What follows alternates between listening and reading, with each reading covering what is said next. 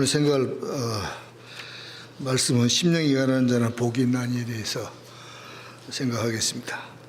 마태복음 5장 3절입니다. 마태복음 5장부터 7장을 산상보훈이라고 합니다. 보훈이라는 말은 가장 고귀한 말씀이다, 그 말입니다. 산상보훈은 주님께서 많은 무리를 보시고 말씀하신 것이 아니라 이미 신자가 된 소수의 제자에게만 하신 말씀입니다. 주님께서 산상보훈을 통해서 하나님의 나라를 선언하셨습니다. 그러니까 산상보훈의 대전제는 예수 그리스도께서 이 땅에 오심으로 하나님의 나라가 이미 이 땅에 왔다는 것입니다. 예수 그리스도의 제자란 오직 주님만을 사랑하고 자기의 십자가를 지고 주님을 쫓는 자들입니다.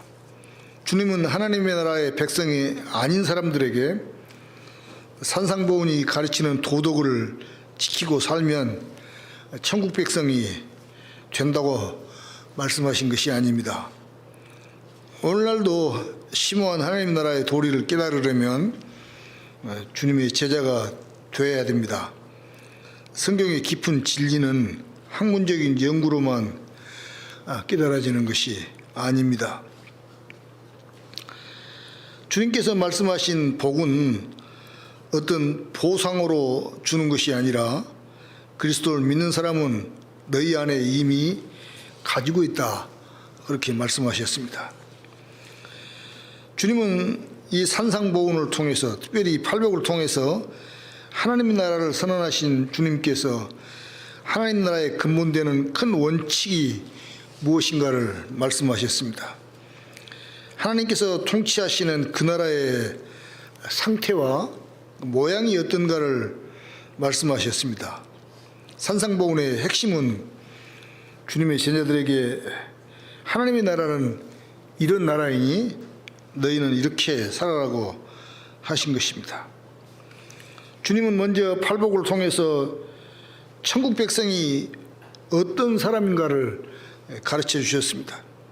그들은 심령이 가난한 자들이고 온유한 자들이고 의에 주리고 목마른 자들이고 긍휼히 여기는 자들이고 마음이 청결한 자들이고 화평케 하는 자들이고 의를 위해서 핍박을 받는 자들이라고 하셨습니다. 그리스도인이 의를 위해서 핍박을 받고 살지만 그들은 이 세상의 소금이고 그리고 빛이라고 하셨습니다. 소금이 되라가 아니라 이미 소금이고 또 이미 빛이라고 하셨습니다. 천국은 외면에서 시작하지 않고 내면적 성격을 먼저 건설하는 데서 시작한다고 하신 것입니다. 이만큼 이제 선언을 하고 본문으로 그러면 돌아가서, 첫째로는 심령이 가난한 사람이라는 의미는 그럼 무엇입니까? 무엇이 심령이 가난한 사람이냐, 그 말이죠.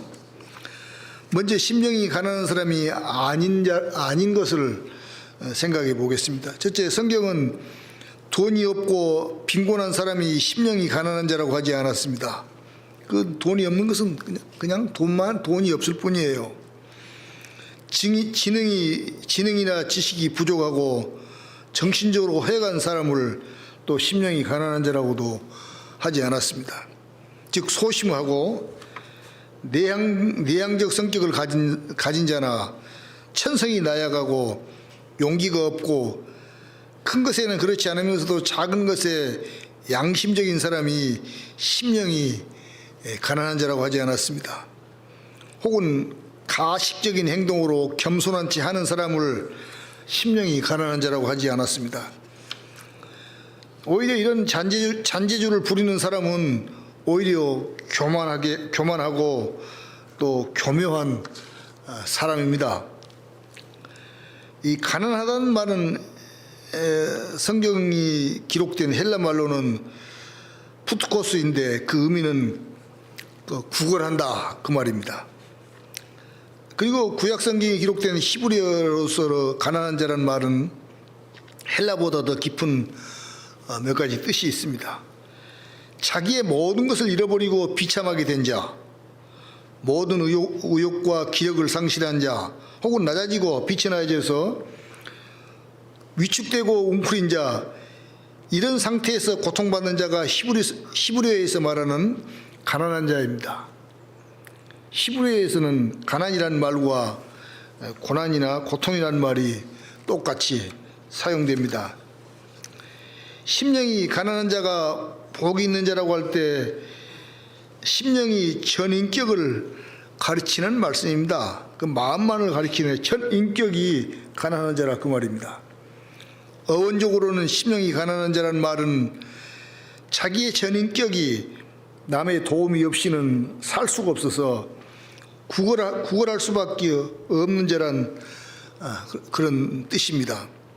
성경이 종합적으로 말하는 심령이 가난한 사람이란 자기의 전인격이 하나님 앞에서 나는 죄인이라고 고백하는 사람입니다.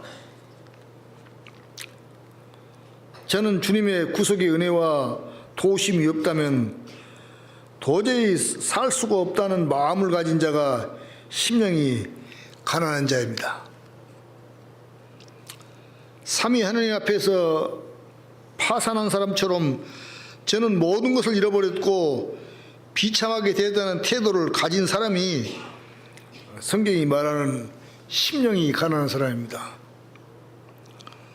우리 주님께서는 자기의 영혼이 가난하여서 자기의 힘으로 살 수 없어서 누군가의 도움으로 살아나는 사람, 즉 영적 파산자요, 영적인 거린에게 천국이 임하였다 그렇게 했습니다.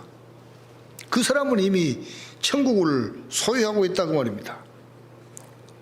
심령이 가난한 자를 시편은 이렇게 표현합니다. 우리가 설교 마치고 부를 찬송인데 시편 123편 2절에 보면 종의 눈이 그 상전의 손을, 여종의 눈이 그 주모의 손을 바라봄같이 그 말이죠. 우리 눈이 여호와 우리 하나님을 바라며 우리를 긍휼히 여기시를 기다리나이다. 천국 백성은 바로 이런 성품을, 이런 캐릭터를 가진 자들입니다. 그러니까 심령이 가난한 자는 자기를 철저히 부정하는 자인데 좀 이건 설명이 필요합니다. 더 큰 것을 얻기 위해서 자기를 부인하는 것은 심령이 가난한 자가 아닙니다. 오히려 이 사람은 치밀하고 수가 높은 이런 사람은 자기를 포기하는 것이 자기에게 유익하기 때문에 자기를 부인하는 척하는 겁니다. 진심으로 자기를 부정하는 것은 하나님의 나라가 자기 안에 가득하여서 자기의 가치나 자기의 영광이나 권위가 지배하지 않고 하나님의 영광을 위해서 자기를 포기하는 것입니다. 그러니까 시종일관이 같아야 심령이 가난한 자예요. 자기 마음에 그러니까 집착이 없어야 되는 것이죠. 무엇이 돼보고자, 무엇을 이루고자 심령이 가난한 척에서는 안 된다는 것이죠. 내 마음이 어떤 상태에 있느냐가 더 그러니까 중요합니다. 심령이 가난한 자가 복이 있다는 진리를 바울 사도는 이렇게 표현해요. 내가 주님과 함께 죽어버렸다라고 갈라디아 2장 10절에는 얘기합니다. 그리스도와 연합되어서 내가 죽었다는 것은 이론이 아니라 내 생활의 현실로 구체적으로 나타나야 됩니다. 인간이 억지 조작에서 심령이 가난한 자를 만들 수가 없는 것입니다.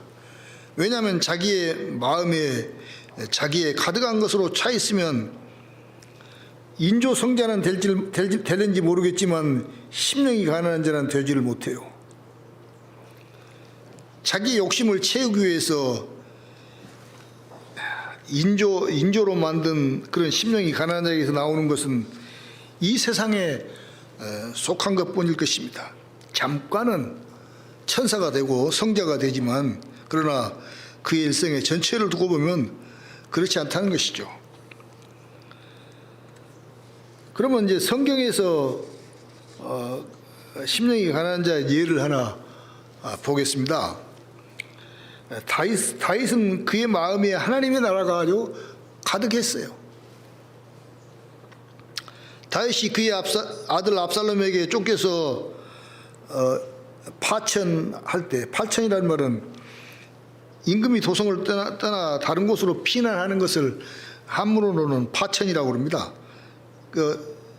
이 압살롬에게 쫓겨서 이제 파천을 할 때 억울하게 시므이라는 사람에게 다윗이 저주를 받았어요. 시므이가 막 욕을 하는 거예요.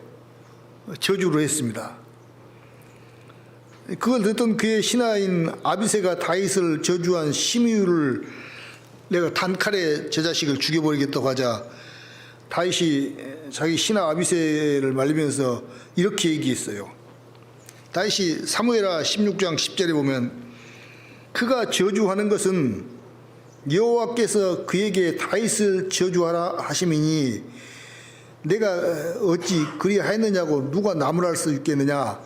이렇게 하나님께서 저주하라고 다윗을 저주하라고 그를 시켜서 저주하라고 했는데 누가 이 나쁜 놈 왕을 저주하다니 그렇게 할 사람이 있겠냐 그 말이죠. 또 사무엘하 16장 11절에 보면 여호와께서 저에게 명하신 것이니 저로 나를 저주하게 내버려 두라라고 했습니다. 다윗은 하나님께서 자기를 그런 환경 가운데 두셔서 자신이 모욕당하는 것이라고 확신했습니다. 하나님께서 그런 환경에서 자기를 벗어나게 해 주셔야 할 것으로 생각했지 그런 불행 가운데서 스스로 행복을 찾으려고 하지 아니했습니다. 하나님께서 나를 가난 가운데 두시고 혹은 병이나 불행 가운데 두셔서 사람으로서는 감당하기 어려운 고통 가운데 두시기를 허락하실 때가 있어요.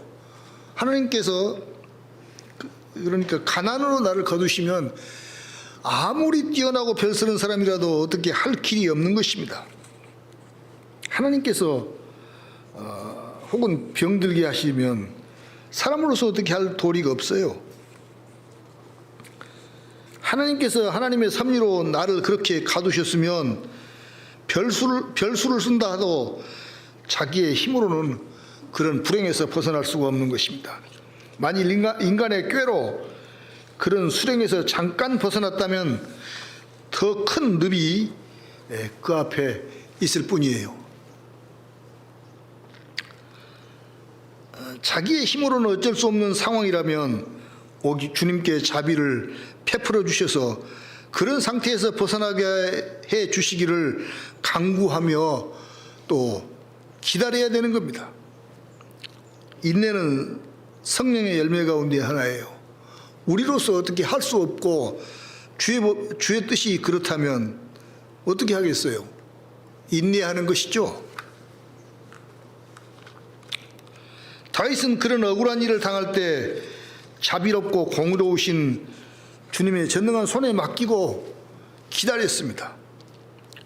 심령이 가난한 자는 자기가 심령이 가난하다는 것을 즉 예수님과 함께 십자가에 못 박혔다는 사실을 현실 생활에서 드러내고 살아야 되는 것입니다. 특별히 위기 가운데서 그렇게 주님을 의지하고 주의 뜻을 기다리고 사는 태도가 있어요. 이것이 이제 심령이 가난한 사람의 의미를 대충 살폈습니다. 두 번째 생각할 것은 심령이 가난한 자는 이미 복 있는 사람입니다. 우리 주님 예수 그리스도는 하나님의 나라를 선언한 다음에 하나님의 나라에 들어온 자들은 이미 행복한 상태에 있다고 하셨습니다. 복 있는다는 말이나 행복하다는 말은 같은 말입니다. 교회에 정기적으로 예배에 참석하고 헌금 내고 또 외형적인 신자가 되었다고 복 있는 자가 되었다고 그렇게 말씀한 것이 아닙니다. 심령이 가난한 자는 복이 있나니라는 말씀은 미래의 복을 받을 것이 아니라 지금 이미 행복스러운 상태에 너희가 있다 그렇게 말씀하셨습니다.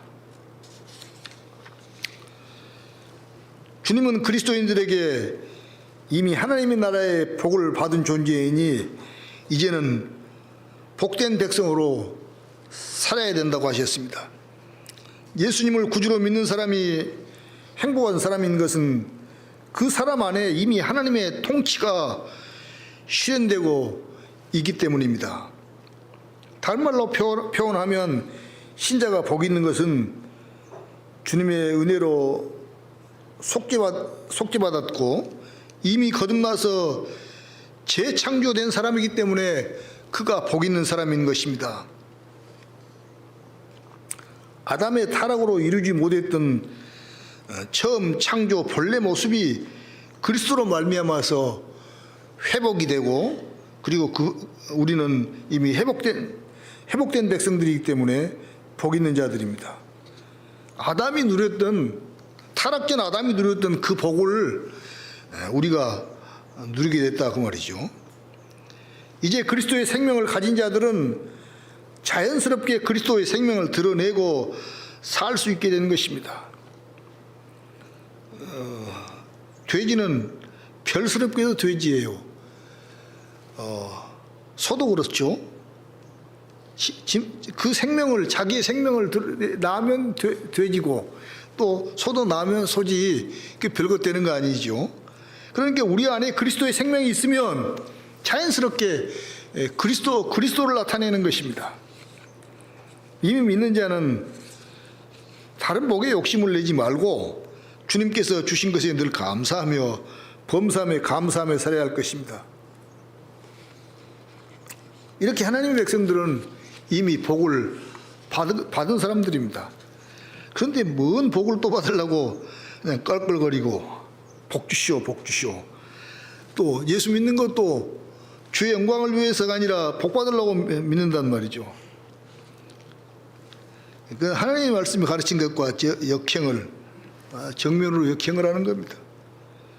하나님의 백성들은 이 땅에서 행복과 위로가 전혀 없이 눈물 고차게 했던 세상에서 고생하면서 살다가 죽어 천국 가서 복을 누리는 그런 사람이 아니에요.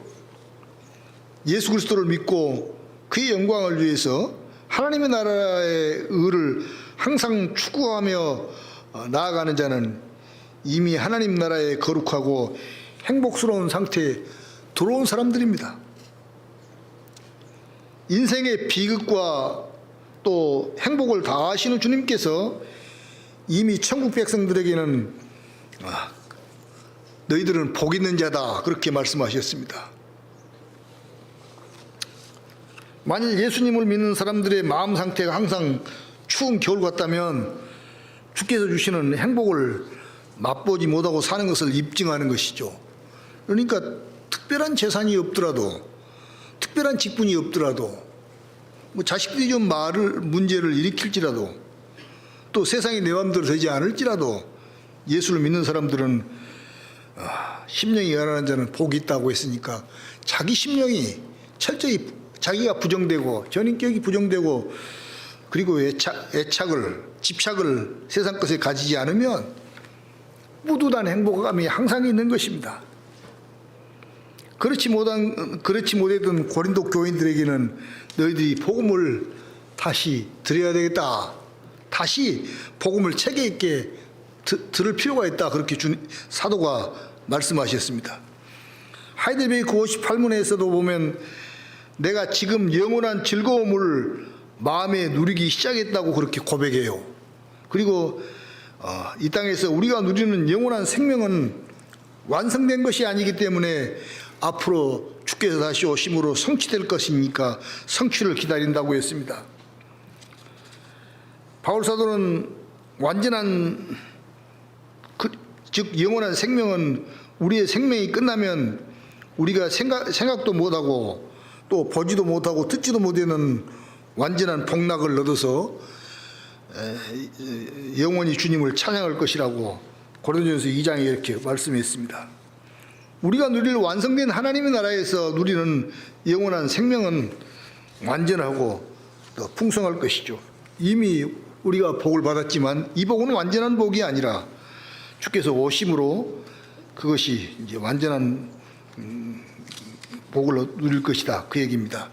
자, 이렇게 우리는 이미 심령이 가난한 자들은, 예수 믿는 사람들은 그 말이죠, 복을 받은 사람들입니다.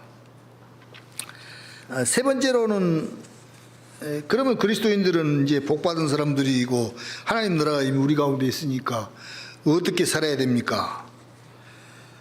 우리나라 교회는 신학적으로 세대주적인 신학사조가 널리 퍼져 있어요. 특별히 요한계시록을 설명할 때도 그렇고 다니엘서를 설명할 때도 그렇고 신학적인 사조가, 신학적인 그 틀이 거의 다 세대주의여서 제가 생각에는 약 한 95% 정도가 세대주의고 그렇습니다.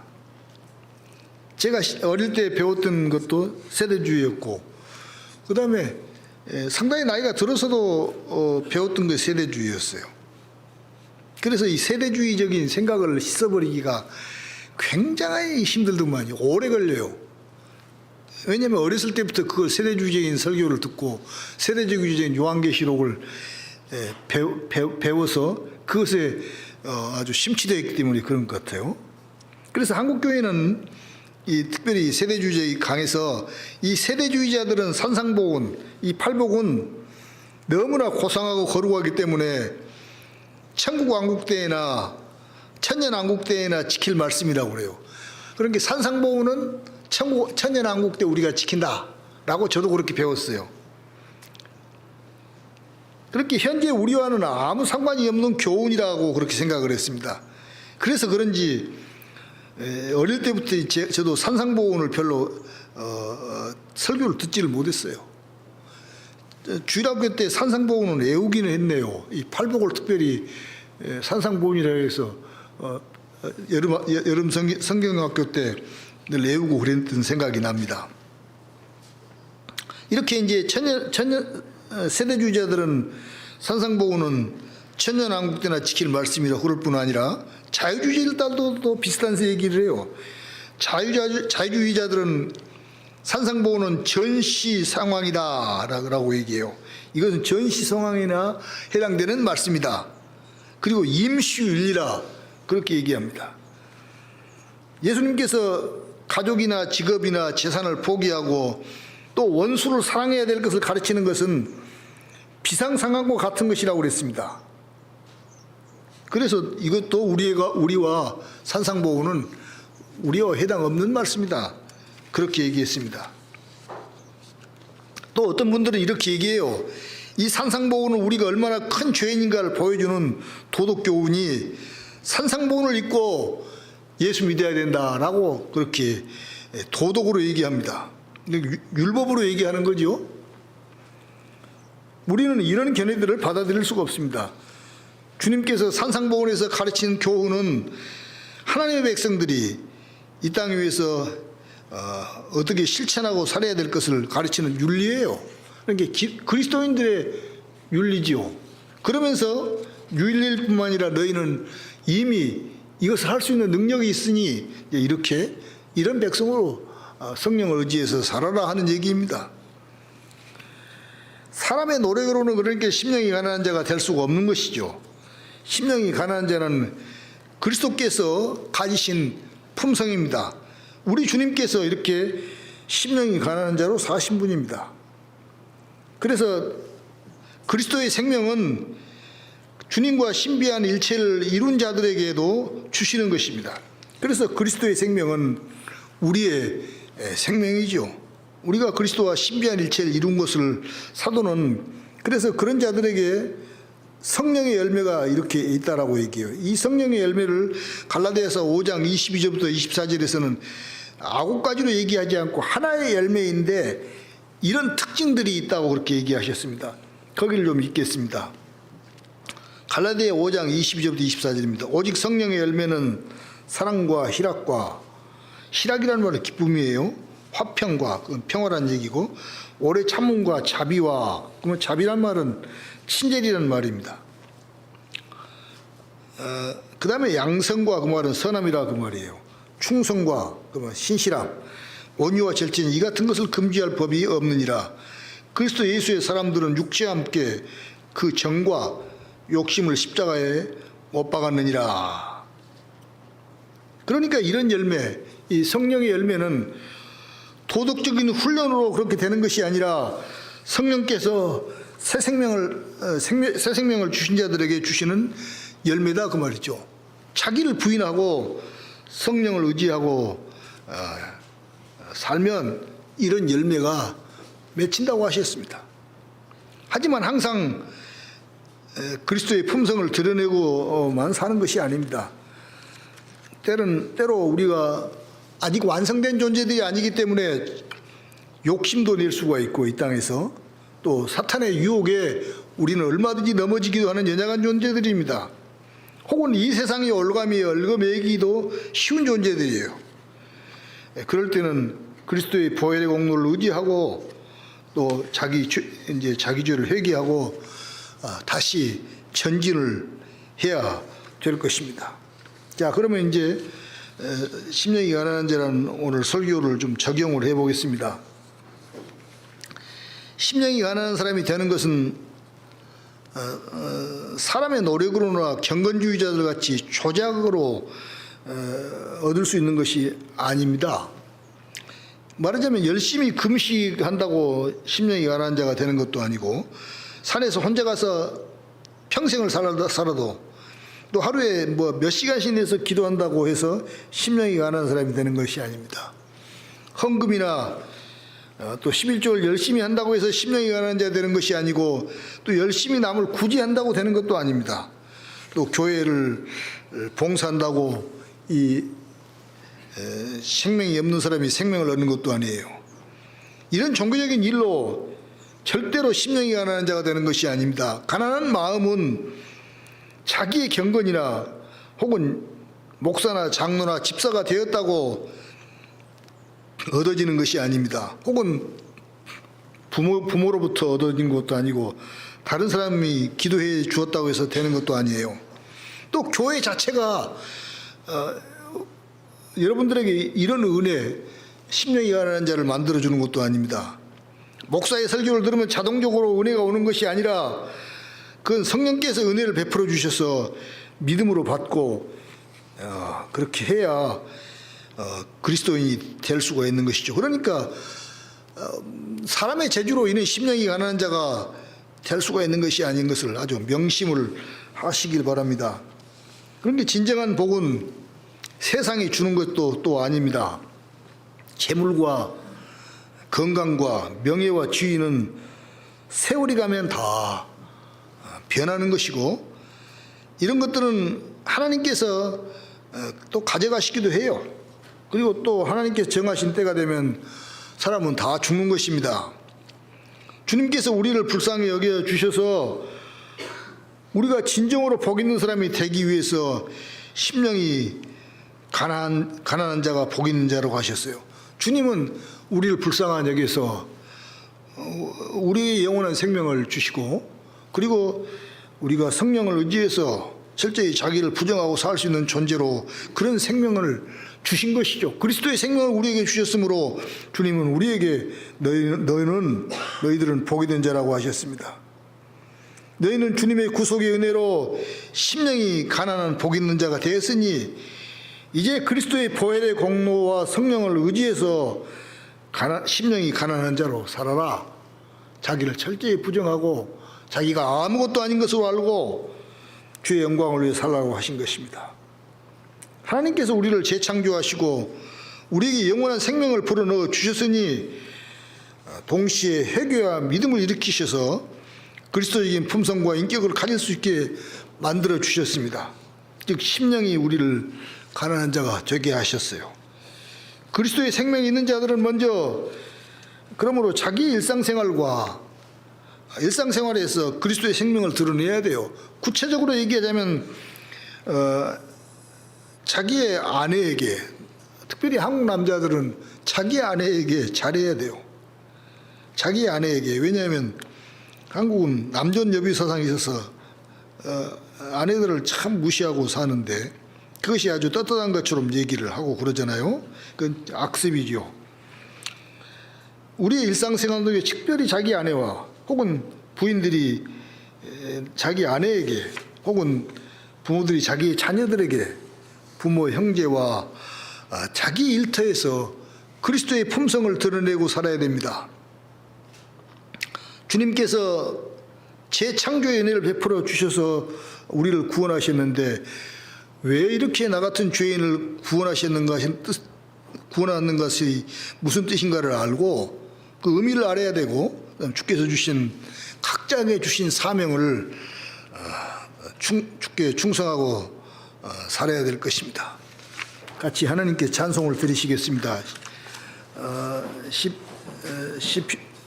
하늘에 계신 주여, 시편 성약출판사 찬송이에요. 221쪽입니다.